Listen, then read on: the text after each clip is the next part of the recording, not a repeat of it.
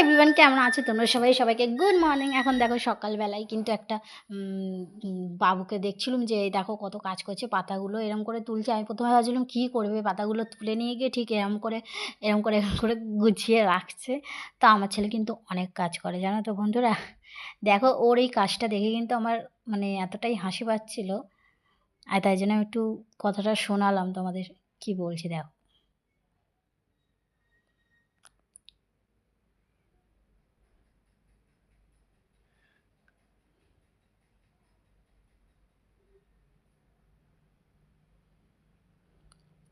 তারপরে আমাদের কালকে একটা শ্রাদ্ধ বাড়ি আর কি নিমন্ত্রণ আছে, পিসি হয় সম্পর্কে। তো এই মা কাপড় কিনেছিল সেটাই দেখাচ্ছে।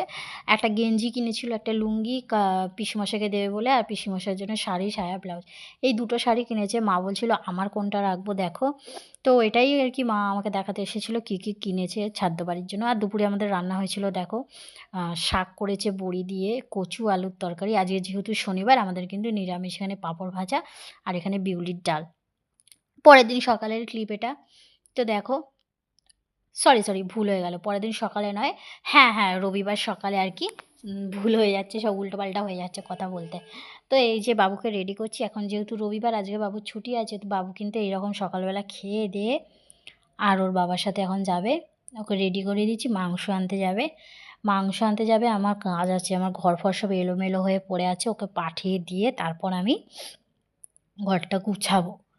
নিজেও এখনও চা খাইনি, সকাল থেকে উঠে কিন্তু সেই কাজই হয়ে যাচ্ছে। তো এই যে ওকে চুলটা ভালো করে আঁচড়ে দিই, তারপর ও ওর বাবার সাথে যাবে।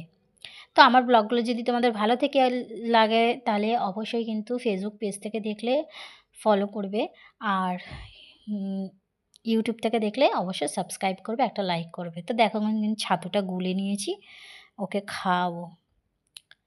তো এই যে ঘুম থেকে উঠেছে বলে হাই তুলছে, কিন্তু বুঝতে পারলে তো? ঘুম থেকে উঠেছে বলে হাই তুলছে। তাও আজকে বেলাতেই উঠেছে, মানে মোটামুটি তোমার 9টার সময় ঘুম থেকে উঠেছে, তাও ওর হাই উঠছে। স্কুলে গেলে তো ভোরবেলা উঠে পড়তে হয়, 6টার সময় উঠে পড়তে হয়। তো আজকে যেহেতু ছুটি আছে ওকে ডাকিয়ে নিয়ে আনছি, যতক্ষণ ঘুমাচ্ছে ঘুমাক।